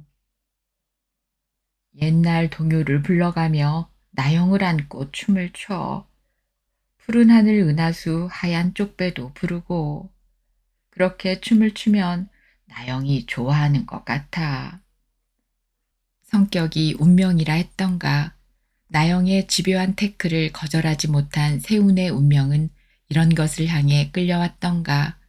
그렇게 빌려온 시간을 이렇게 품앗이하고 있다는 말인가. 세연은 세운이 다른 이야기를 더 못하도록 얼른 화제를 돌렸다. 스카이라인을 거쳐서 내려오는 길은 정말 가슴을 저리게 만들대. 그렇지. 아마 뉴욕의 가을만큼 비장한 가을도 드물걸. 나영을 태우고 운전해서 그 길을 달릴 때 비처럼 쏟아지는 낙엽은 언제나 눈물로 흠뻑 젖고는 해. 눈물에 젖은 낙엽을 헤쳐가며 운전을 하는 거지. 세연은 어쩌다가 그 자리에 머물러 세훈의 남은 이야기를 듣게 되었는지 자신에게 울컥 화가 치밀었다. 무슨 청승이야. 나보고 어쩌라고. 네 불행을 실컷 고소해 하라는 말이니? 대꾸를 잃고 서 있는 세연의 등 뒤에서 그의 말이 이어졌다. 겨울에는 이 호수가 꽝꽝 얼어. 두껍게 얼어오르다가 한겨울 결빙된 호수가 때로 비명을 질러 얼어 터지는 소리야. 깊은 밤 그 소리에 잠이 깨면 그것은 내 영혼의 비명처럼 들리는 거야. 내가 차마 내지르지 못하는 비명을 호수가 얼음을 터뜨리면서 대신 질러. 하늘을 찢는 소리야. 내 비명이 그래.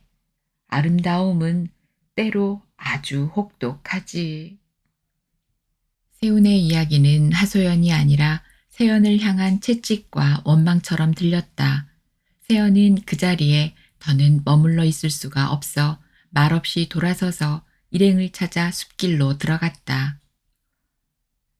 일찍 서두는 가을 해를 따라 저녁은 시내에서 먹자며 일행이 서둘러 떠날 때 창가에 짐짝처럼 앉아있던 나영을 한번 안아주고 세연은 주인과 인사도 없이 그 집을 떠났다. 여자들끼리 어울려 탄 승합차 속에서 세연은 내내 자는 척 눈을 감고 있었다. 여자들 중에는 학령이 세연 또래의 친구 부인도 있어 세연과 세운의 지난 날을 기억하고 있는 부인도 한둘 있었겠지만 자기들끼리 떠드느라고 세연이 자는 척하는 것에 마음 쓰는 사람은 없는 듯했다. 삶은 무엇이며 인생은 무엇인가? 사람과 사람의 만남은 무엇이며 피차 무엇을 붙들고 어디를 향하여 가고 있는 것일까? 눈을 감고 있는 세연의 귓가에 뜸북뜸북 뜸북새 푸른 하늘 은하수의 노래가 이명처럼 떠나지 않았다. 무척주 동물 같은 아내의 겨드랑이를 축혀 안고 아내의 두 발을 자기 발등에 올려놓고 동요를 불러가며 춤을 추는 세운의 모습도 일렁일렁 떠올라 지워지지 않았다. 아무리 애써 지우려 해도 지워지지 않았다. 스카이라인으로 이어진 숲의 깊은 추색이 어둠에 묻혀 무겁게 가라앉을 무렵 시내로 들어선 그들의 눈에 현란한 도회지의 불빛은 다소 무겁게 가라앉았던 그들의 마음을 달래주기에 충분했다. 저녁자리에서 화제는 다시 세운의 이야기로 흘러갔다. 세운이 왜 우리를 불러 굳이 자신들의 그런 모습을 보여준 것일까? 자기 학대가 아니었을까? 자학 같은 거였겠지. 그래서 얻는 것이 무엇인데? 자학이란 게 끝이 있겠어? 언제부터 나돌던 소문이었지만 그날 저녁 나영이 쓰러지게 된 동기가 다시 화제에 올랐다. 누구인가 내동댕이 치듯 말했다. 세운네 그린우드 레이크 별장은 귀신 붙은 집이야.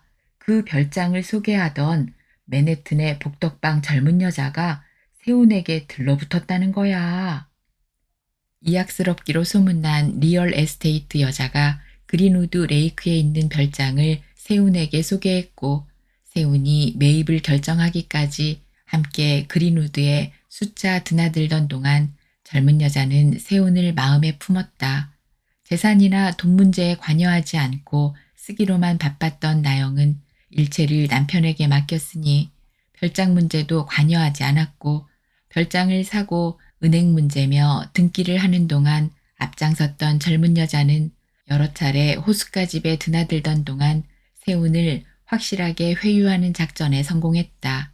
블랙홀이었다. 나영에게 빨려 들어갔던 그때처럼 세훈은 젊은 여자에게 빨려 들어갔다. 여자는 짧지 않은 세월 세훈을 겪으면서 남자를 독차지하고 싶은 욕심이 불같이 일어났다. 미적미적 빨려 들어간 중년의 남자는 여자의 계략을 눈치채지 못했고 여자는 빈틈을 노렸다.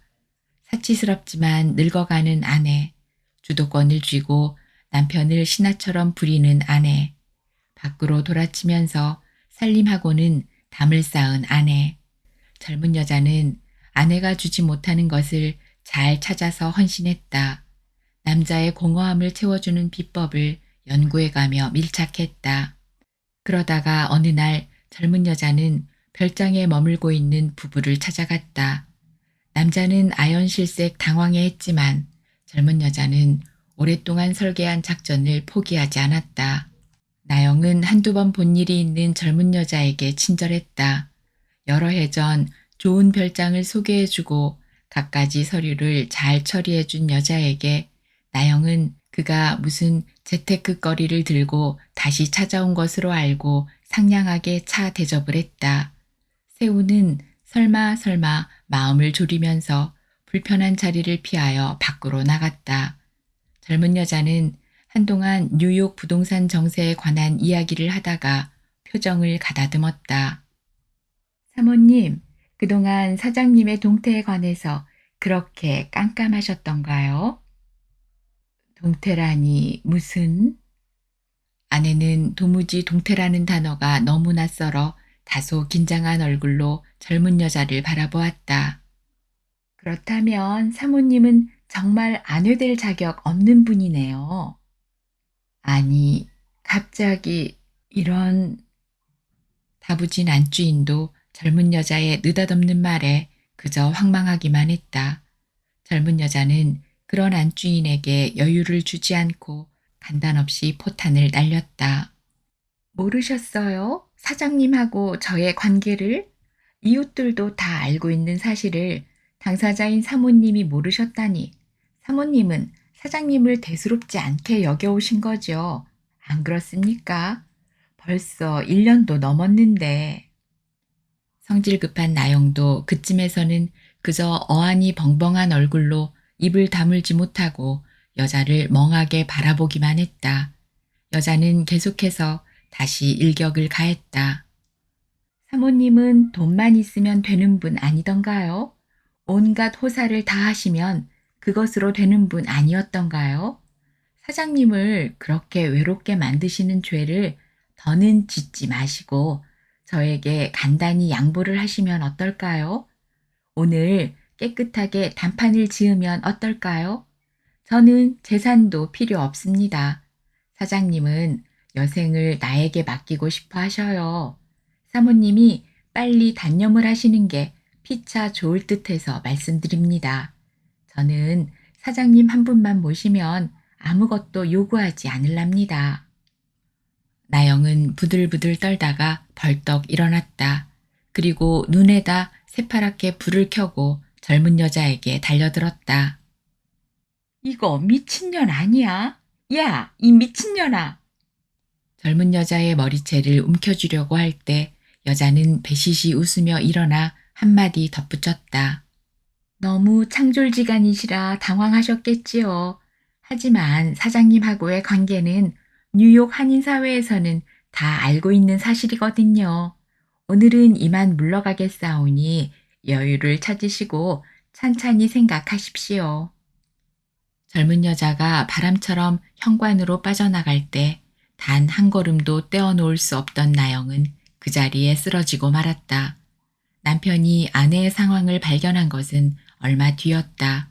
구급차를 부르고 응급실로 실어가 다급하게 뇌수술은 받았지만 나영은 끝내 회생하지 못했다.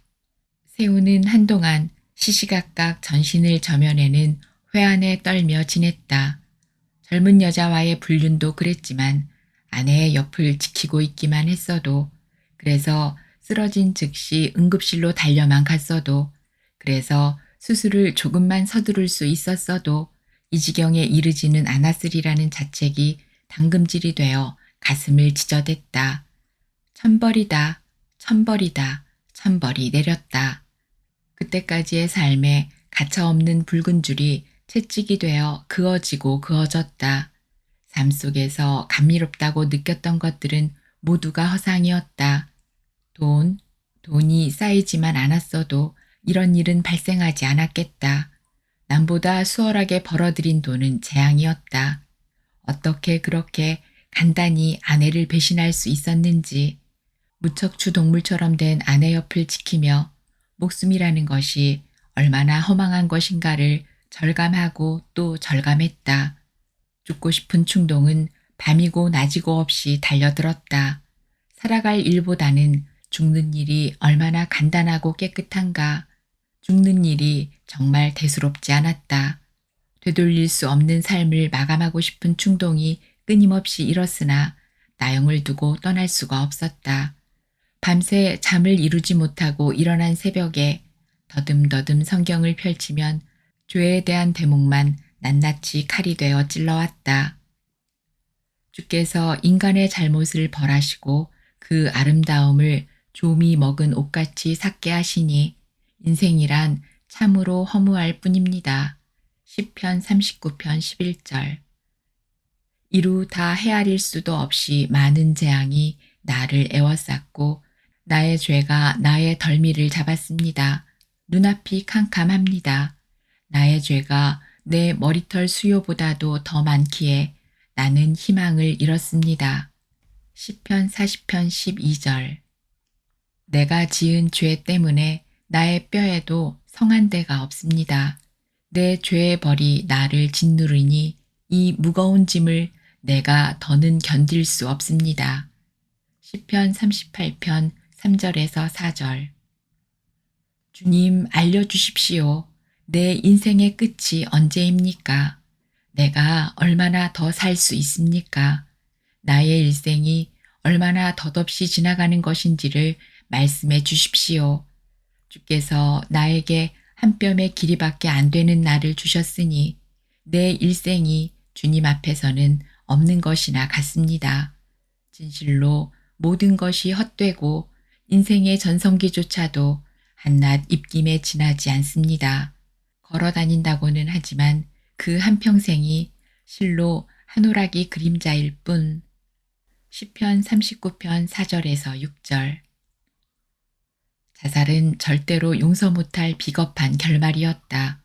나영과 함께 그 길을 간다는 것도 결코 용서받지 못할 또 하나의 죄라는 것을 알고 있었다.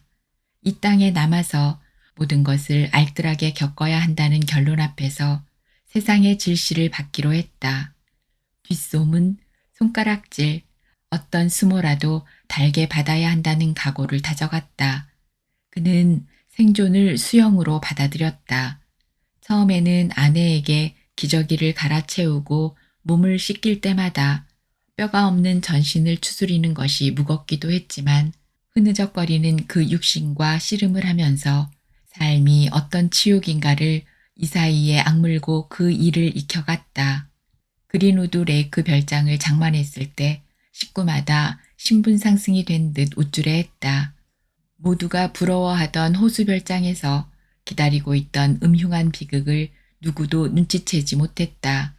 걸리는 것 없이 돈 벌고 가지고 싶은 것은 무엇이든지 가질 수 있는 현실을 능력과 특권이라고 믿었던 자만이 지옥으로 곤두박질 치리라던 것을 어떻게 예감할 수 있었겠는가. 별장을 장만할 무렵에는 젊어 한때 저질렀던 일들에 대해서도 어지간히 마음이 달래어져 있었고 태주와 결혼한 세연이 하필 뉴욕으로 이민을 왔을 때 적잖게 흔들리던 마음도 얼마만큼 가라앉아 있었다. 그러던 어느 가을 맨해튼 복덕방 사무실에서 별장이 필요로 하는 서류를 갖추어 가지고 지나가다가 뉴욕 시립도서관 앞 화강암 계단에 우두커니 앉아있는 세연을 보았고 차마 못 본 척 지나갈 수가 없어 그 옆에 허리를 걸치고 앉았을 때 세연의 태평무심한 표정 앞에서 이상하게 가슴이 철렁 내려앉았던 일이 잊혀지지 않았었다. 수십 년 만에 세연을 보았고 그렇게 길거리에 무심한 얼굴로 앉아있는 세연의 삶이 공고한가 싶어 가슴을 찌르는 통증 때문에 몰래 얼굴을 붉혔었는데 세연은 어떻게 그리도 담담했던가. 마치 어제 만났다가 헤어진 친구 대하듯 하면서 잠깐 이야기를 나누던 동안 세훈 자기를 바라보는 그네의 시선에 연민의 그림자 비슷한 것이 스쳐가던 것을 기이하게 여겼었다. 세연이 선배의 네일 가게에서 일을 한다는 소식도 알고 있었고 일찍이 학생 때 등단해 선망의 대상이 되었던 그네가 시를 깡그리 지워버렸다는 소문도 오래전에 들어 세연이 시들어 있을 것을 아련하게 근심하던 세훈에게 세연의 초연함은 오히려 충격이었다. 그때 세연은 이미 세훈의 미래를 내어다보고 있었던가.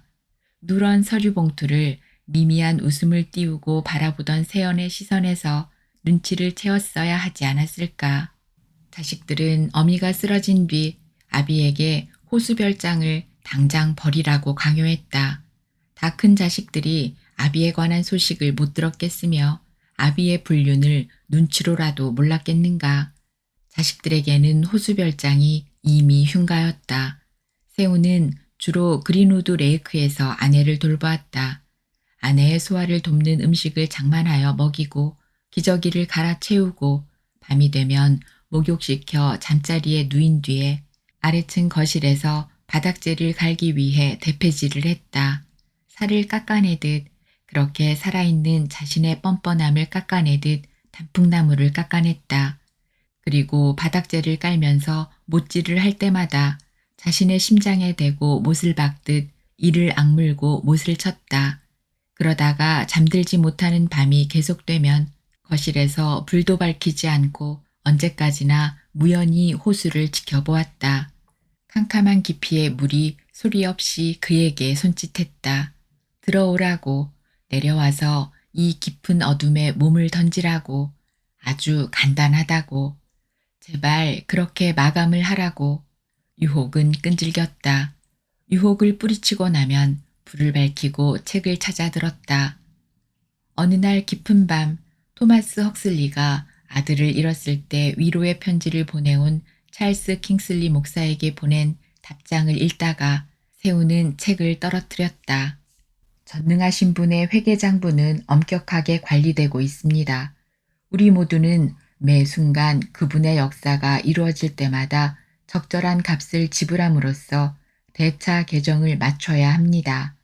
주변 세상에 순응하지 않고서 인생은 존재할 수 없습니다. 그 한밤중에 세훈은 우두커니 앉아서 나에게 닥친 이 현실은 내가 적절하게 갚아야 할 값이었던가에 골몰했다. 지불해야 할 값이라면 피할 길도 없는 것, 간단히 죽어 끝낼 일이 아니었다. 그로부터 자신이 불우해졌다는 생각이 당치도 않은 오만이라는 것을 알았다. 무척주 동물 같은 아내를 데리고 영화관, 오페라, 뮤지컬, 미술관을 찾아다녔다. 자신에 대한 자괴감을 지워가기로 했다.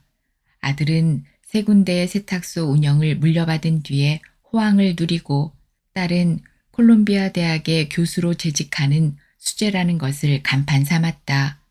자신의 뒤통수에 닿는 손가락질에 무엇이 묻었거나 상관하지 않았다. 그렇게 세월이 흐르는 동안 세훈은 자신의 별장을 오픈하고 친구들의 모임에도 빠지지 않고 참석했다. 최고의 로펌 변호사를 선임하여 아내를 수술한 병원을 걸어 싸우고 최신형 모터보트를 사서 그린우드 레이크 별장에 비치했다. 돈 많겠다. 집에도 가정부를 두고 별장에 출근하는 간병사도 고용했다는데 그 가정부라는 여자가 서울서 최고 학부까지 나온 여자로 그 주인하고 예사로운 관계가 아니라던데 벌써 몇 년째야. 마누라 그 지경이 된 지도 10여 년인데 그간에 남자가 수절했겠어. 그린우드 별장 주인에 대한 화제는 뉴욕의 한인사회에서 심심찮게 떠돌았다. 세연의 곁으로 소문이 스쳐 지날 때마다 세연은 세운의 초라한 뒷모습을 떠올렸다. 결혼 후 그리고 뉴욕 이민 후 처음 부탁드린 자리가 뉴욕 시립도서관 계단이었고 그때 세운이 들고 있던 누런 서류 봉투를 흘낏 보면서 떠올랐던 생각들이 낱낱이 살아났다.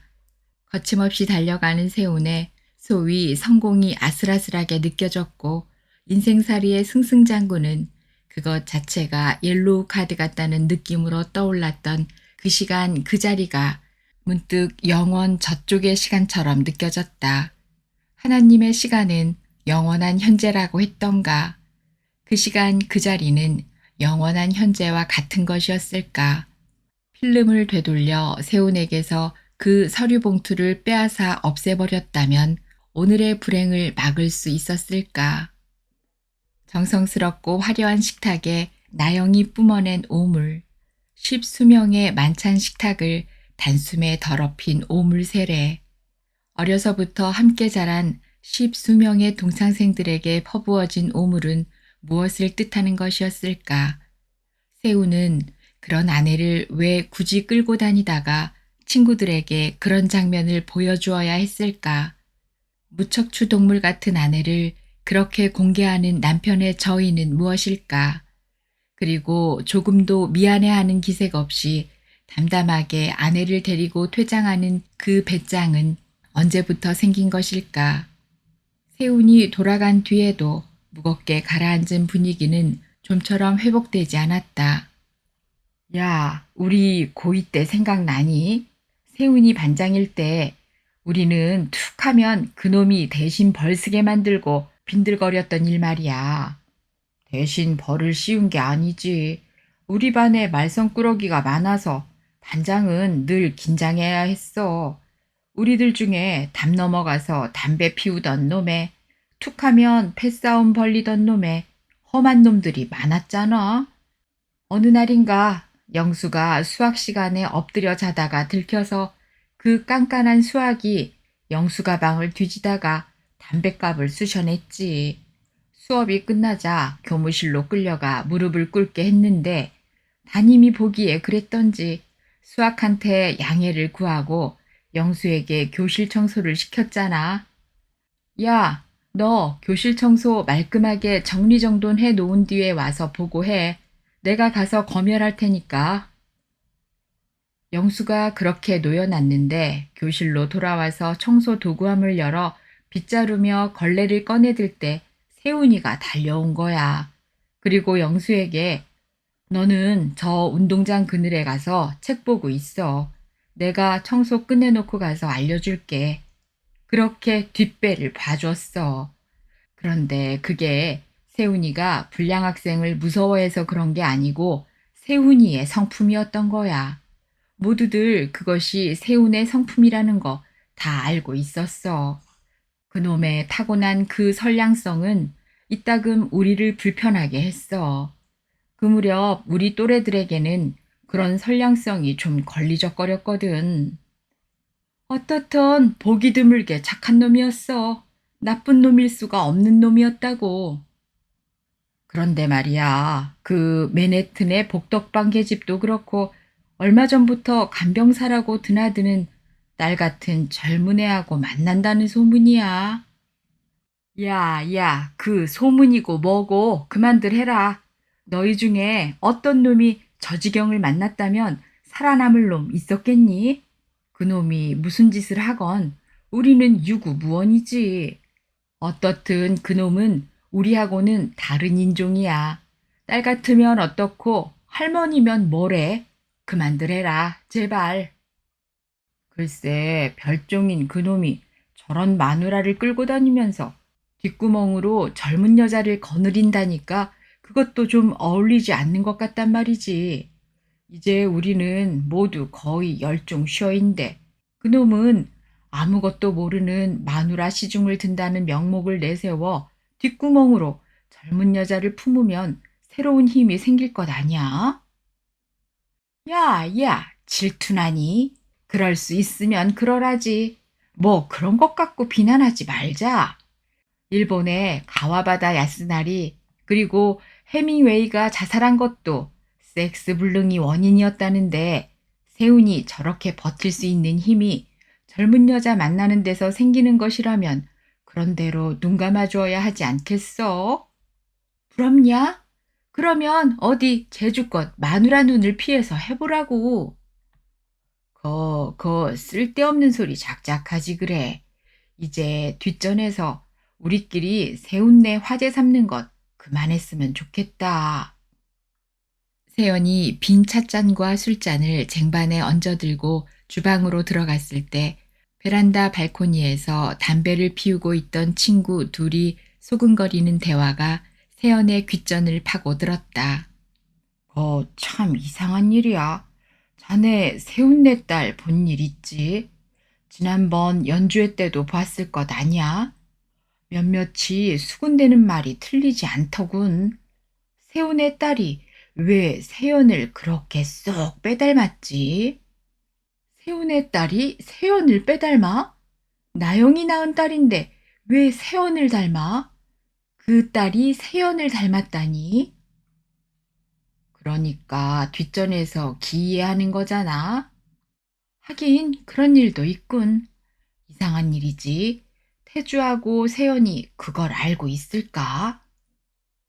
태주는 그런 일에 대범한 사람이고 세연은 세운내 집일에 관심이나 두었겠어.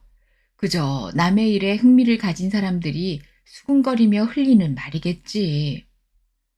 아마 태준에는 지금까지 세운내 아이들을 본 일이 없을걸.